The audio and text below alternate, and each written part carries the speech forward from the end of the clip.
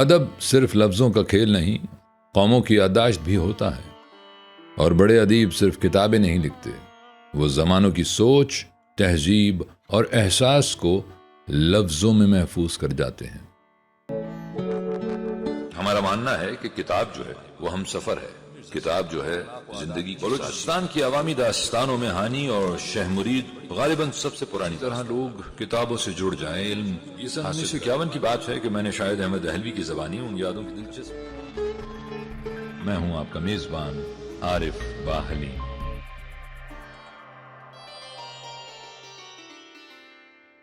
السلام علیکم، نمشکار، ست سری اکال، آداب۔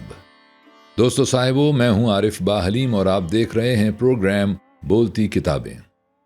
بولتی کتابوں کے اس پروگرام میں ہم نے ایک سلسلہ شروع کیا ہے جس کا نام ہے چراغ اہل قلم۔ ایک ایسا سلسلہ جس میں ہم برصغیر کے ممتاز، نامور، قداور اور بین الاقوامی شہرت یافتہ ادیبوں کی زندگی، شخصیت، فن، فکر اور ادبی خدمات کو آپ کے سامنے پیش کرتے ہیں۔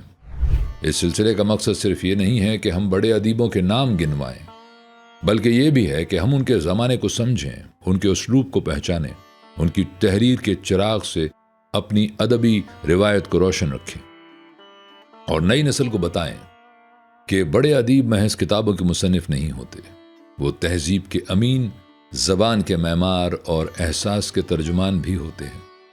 تو آئیے شروع کرتے ہیں۔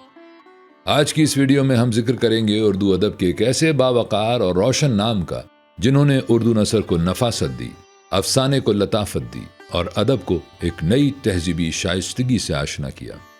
یہ نام ہے سجاد حیدر یلدرم کا، وہ ادیب جن کے ہاں رومان بھی ہے، وقار بھی، زبان کی مٹھاس بھی ہے اور خیال کی چمک بھی۔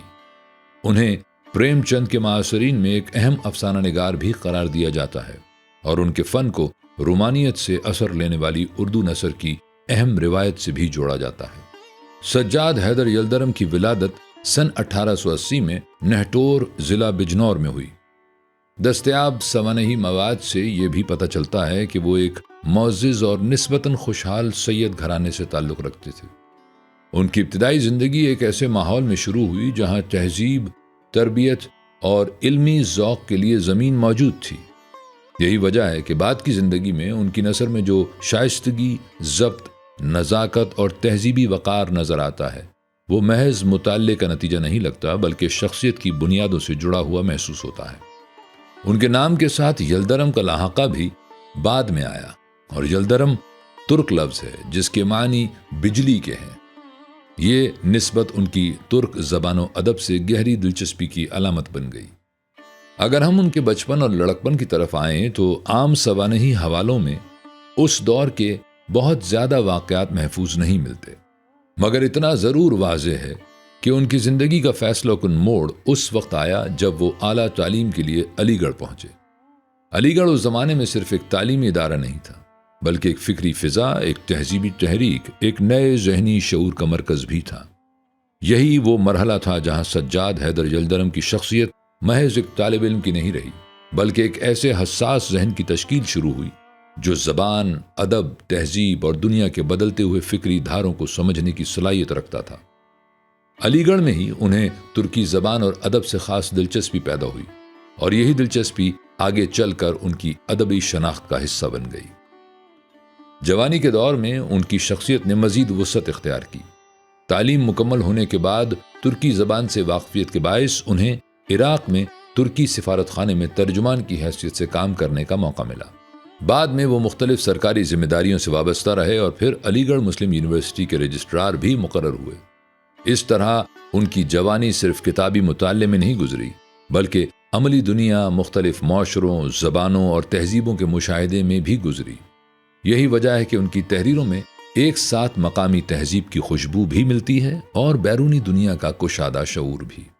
ان کی نثر محدود تجربے کی نثر نہیں، دیکھے ہوئے زمانے اور محسوس کی ہوئی دنیا کی نثر ہے۔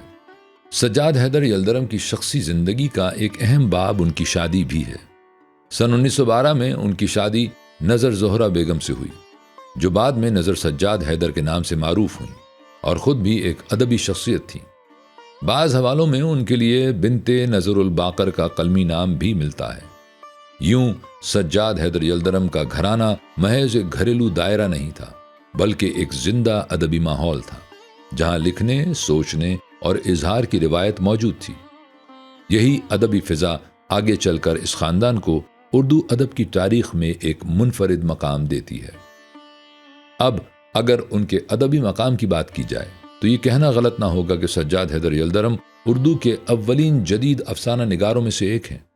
انہیں ان اہم افسانہ نویسوں میں شمار کیا جاتا ہے جنہوں نے رومانیت سے اثر لیا اور ساتھ ہی ادبی و غیر ادبی موضوعات پر دلچسپ مضامین بھی لکھے۔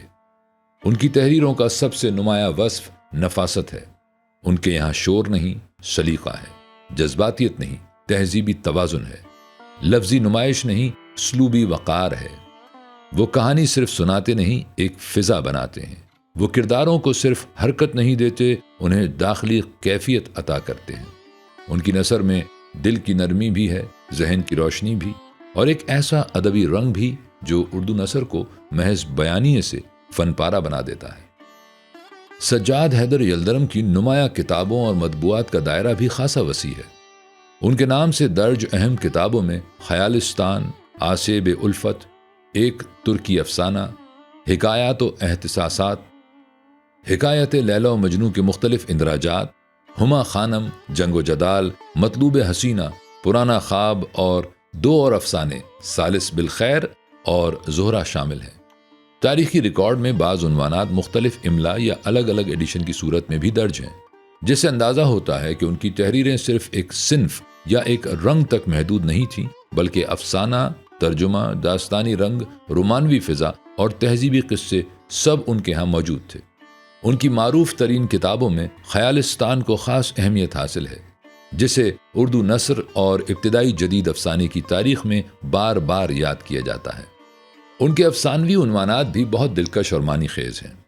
ان کے نام سے درج 11 افسانوں میں مجھے میرے دوستوں سے بچاؤ، ازدواج محبت، چڑیا چڑے کی کہانی، نکاح ثانی، نشے کی پہلی ترنگ، صحبت نا جنس، گلستان، غربت وطن، دوست کا خط، حضرت دل کی سوان عمری اور جواب شامل ہیں۔ صرف ان عنوانات پر غور کیا جائے تو اندازہ ہوتا ہے کہ یلدرم کے ہاں انسانی تعلقات، نفسیاتی کیفیت، تہذیبی طنز، داخلی واردات، رومانی فضا اور نثری دلکشی سب کچھ موجود تھا۔ یہ بھی ان کی انفرادیت ہے کہ وہ عنوان کے مرحلے سے ہی قاری کو اپنی طرف کھینچ لیتے ہیں۔ سجاد حیدر یلدرم کی ادبی عظمت کا ایک اور اہم پہلو یہ ہے کہ وہ صرف خود ایک ممتاز ادیب نہیں تھے، بلکہ اردو ادب کی ایک اور دیو قامت شخصیت کے والد بھی تھے، اور وہ شخصیت تھی قرۃ العین حیدر۔ ریکارڈز میں قرۃ العین حیدر کو ان کی دختر کے طور پر درج کیا گیا ہے، جبکہ نظر سجاد حیدر بھی ادبی دنیا میں اپنی الگ پہچان رکھتی تھیں۔ یوں سجاد حیدر یلدرم کا گھرانہ اردو ادب میں ایک ادبی سلسلے کی صورت اختیار کر لیتا ہے۔ باپ ادیب، ماں ادیبہ اور بیٹی اردو فکشن کی بلند ترین آوازوں میں سے ایک۔ اس تناظر میں سجاد حیدر یلدرم کی شخصیت کی معنویت اور بھی بڑھ جاتی ہے، کیونکہ وہ صرف ایک فرد نہیں رہتے بلکہ ایک زندہ ادبی روایت کے مرکز بن جاتے ہیں۔ فنی اعتبار سے دیکھا جائے تو یلدرم نے اردو نثر کو ایک خاص قسم کی رومانوی شائستگی بخشی۔ ان کے ہاں رومانیت سستی جذباتیت کا نام نہیں، بلکہ حسن احساس، لطافت بیان، تہذیبی ترتیب اور ایک نرم فکری روشنی کا نام ہے۔ یہی وجہ ہے کہ بعد کے بڑے افسانہ نگاروں سے پہلے وہ اردو افسانے کی زمین ہموار کرتے دکھائی دیتے ہیں۔ انہوں نے ثابت کیا کہ نثر محض خبر یا قصہ نہیں، نثر بھی موسیقیت رکھ سکتی ہے، نثر بھی باطن کی لرزش کو پکڑ سکتی ہے، اور نثر بھی تہذیب کا لباس پہن سکتی ہے۔ اس اعتبار سے سجاد حیدر یلدرم اردو نثر کی تاریخ میں ایک عبوری نہیں بلکہ بنیادی شخصیت ہے۔ اپنی عمر کے آخری حصے میں سجاد حیدر یلدرم نے لکھنؤ میں اقامت اختیار کی۔ زندگی کے مختلف مرحلوں، نہٹور کی ابتدا، علی گڑھ کی تعلیم، ترکی زبان و ادب سے وابستگی، عراق میں سفارتی خدمت، سرکاری مناصب، علی گڑھ مسلم یونیورسٹی کی رجسٹراری اور ادبی تصنیف و تالیف سے گزرنے کے بعد ان کا سفر لکھنؤ میں آ کر ٹھہرا، اور پھر سن 1943 میں اسی لکھنؤ میں ان کا انتقال ہو گیا۔ یوں ان کی زندگی کا چراغ بجھا ضرور، مگر ان کے قلم کی روشنی باقی رہی۔ آج بھی جب اردو نثر کی نفاست، ابتدائی جدید افسانے کی تشکیل اور تہذیبی شائستگی کی بات ہوتی ہے تو سجاد حیدر یلدرم کا نام احترام سے لیا جاتا ہے۔ وہ ادب میں اس لیے زندہ نہیں کہ انہوں نے بہت کچھ لکھا، بلکہ اس لیے زندہ ہیں کہ انہوں نے خوبصورت، مہذب، باوقار اور اثر انگیز لکھا۔ سجاد حیدر یلدرم کو پڑھنا دراصل اردو نثر کے ایک ایسے دور میں داخل ہونا ہے جہاں زبان میں نزاکت، اسلوب میں روشنی ہے، فکر میں وسعت ہے اور ادب میں تہذیب کی خوشبو ہے۔ وہ ان ادیبوں میں سے ہیں جنہوں نے اپنے عہد کو صرف بیان نہیں کیا بلکہ اسے ایک بہتر، حسین اور ادبی صورت بھی عطا کی۔ اور یہی بڑے ادیب کا اصل کمال ہوتا ہے، وہ وقت کے ساتھ ختم نہیں ہوتا، وہ وقت کے اندر اپنا چراغ رکھ دیتا ہے۔ دوستو صاحبو، ادب کے یہ بڑے نام صرف کتابوں میں نہیں رہتے، یہ ہماری تہذیب، ہماری زبان اور ہماری اجتماعی یادداشت میں زندہ رہتے ہیں۔ آج کے لیے اتنا ہی، پھر ملیں گے چراغ اہل قلم کی ایک نئی ویڈیو، ایک نئی قسط، ایک نئی ادبی شخصیت کے تعارف کے ساتھ۔ سلامت رہیں۔